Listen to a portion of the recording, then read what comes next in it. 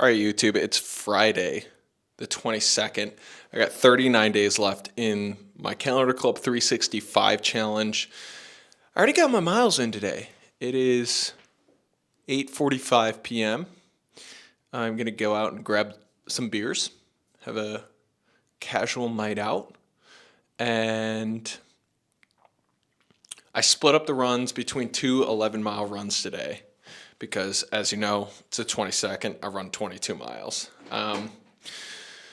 This morning, I actually went to a job interview for a moving company to look for some part-time job.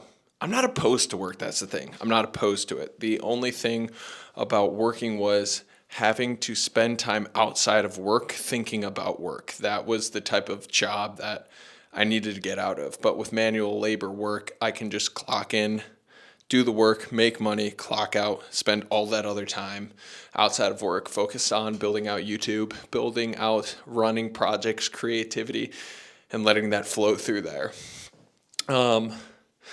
But let's see what else. It was a solid day. Some old stomping grounds today in Plymouth, Maple Grove area. And it was definitely interesting being back in that area.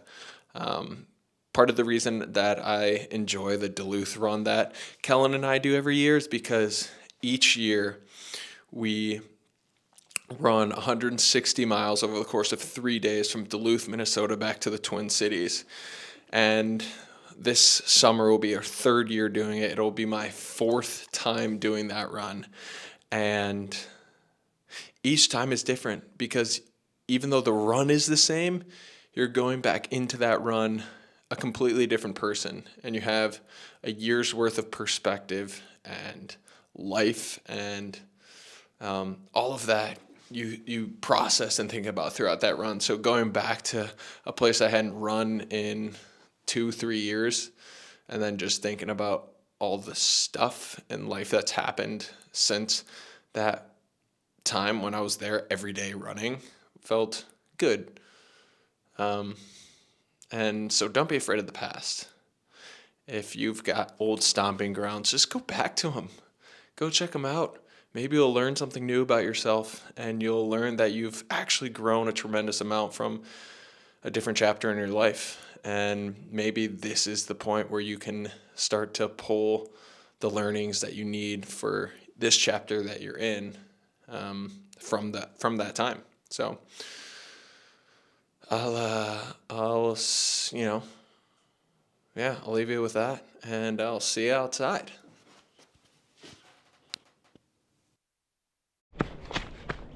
There's this idea on the internet that if you criticize someone, let's restart here. There's this idea on the internet that you'll never find someone doing better than you hating on you or criticizing you.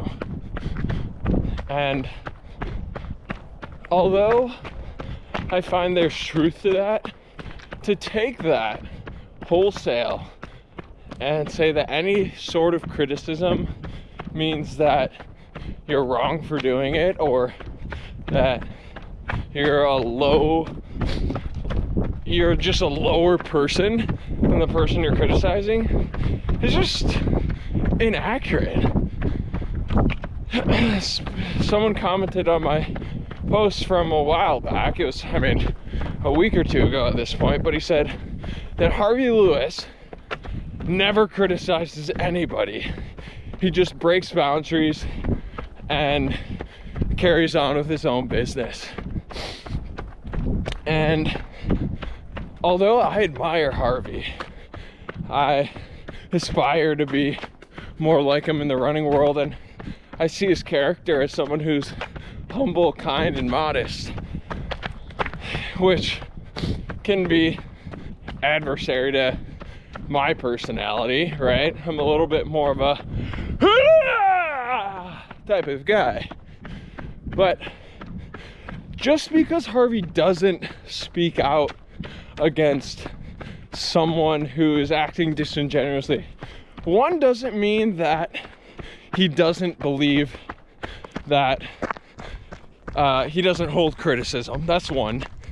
And two, it doesn't mean that Harvey or someone like him with that character, now I'm making assumptions, I'm just trying to use this as an example, but that doesn't mean that he is stronger or better because of it. Because if it's not in someone's character to call someone out or hold someone accountable publicly, or kind of put themselves in a position where it might be slightly controversial, and it's not in their character, yet they feel a certain way about a situation, them not saying something is it's, I want to be delicate with my words here, but that doesn't make them strong. That means that they feel a certain way and they're going against what they believe, and it's being applauded by people, because I guess we live in a world now where we should be building everybody up no matter what, even though building up lies is ultimately tearing down the community, tearing down the authenticity, the genuine nature of running. And so I push back on that notion. I push back on this idea that you'll never find someone doing better than you that's criticizing you. Yes, you will. I expect someone that I perceive to be doing better than me holding me accountable. See, what you see is hate and overall distasteful criticism. I see as honest feedback and accountability. And to the ego involved in someone saying, "Oh, I'll never find someone doing better than me," it's like, wow, put yourself on a pedestal, buddy. Put yourself on a scale where you see everybody around you as someone who's either doing better or worse than you. Like, what metrics are you basing that off of? Followers, money, miles, character? What are you basing that off of? So this notion, I completely disagree with. And I find it to be a crappy way to strangle. I probably shouldn't use that word. YouTube won't like that. I find it to be it just shuts down the conversation. And I don't think that's healthy. So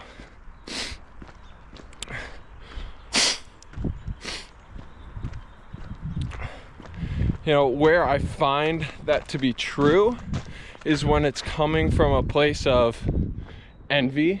I think we tend to criticize people we're envious of, or criticize people that expose weaknesses in ourselves that we've built up as oh, this is an excuse why I can't do something, and then someone holds a mirror up to you that basically says, oh, nope, that's just an excuse, and you can actually overcome that. That's when we get defensive. It's part of human nature. And although I don't want to say that doesn't happen, but I think we need to be able to have open dialogue around offering criticism, which leads to just better overall sport. So yeah, fuck them.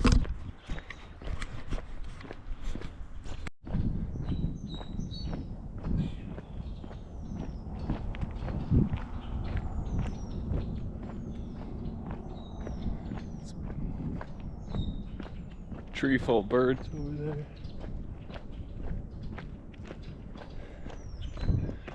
Thinking about oh god, that sound is so pretty. I forget what the name of the bird is, but it's the black one with the red and the orange.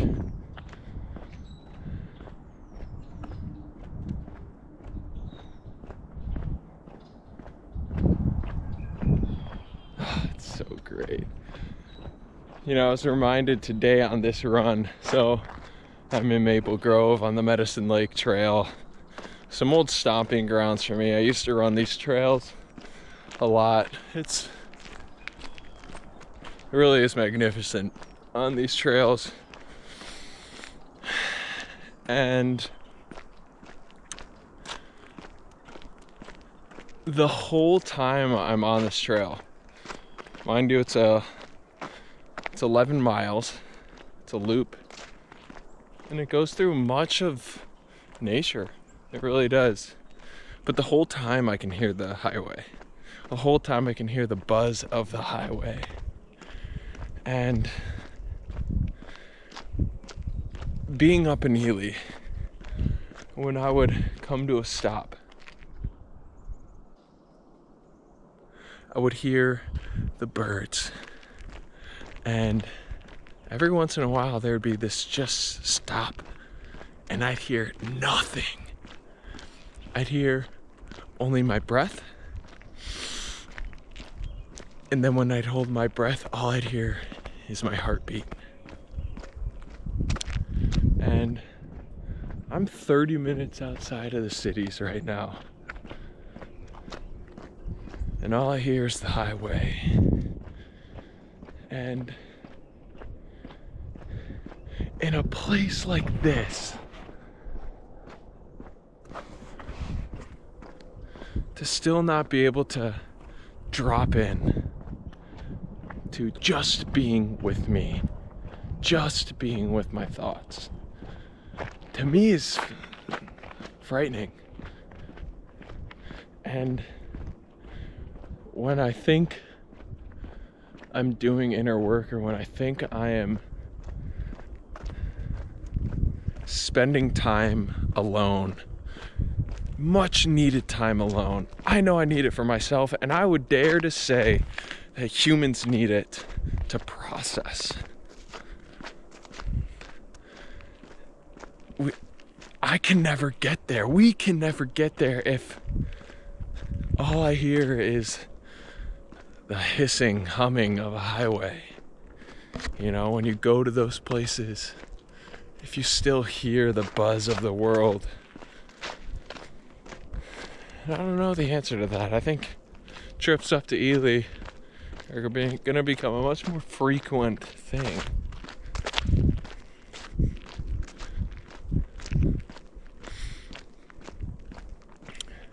But just an interesting insight.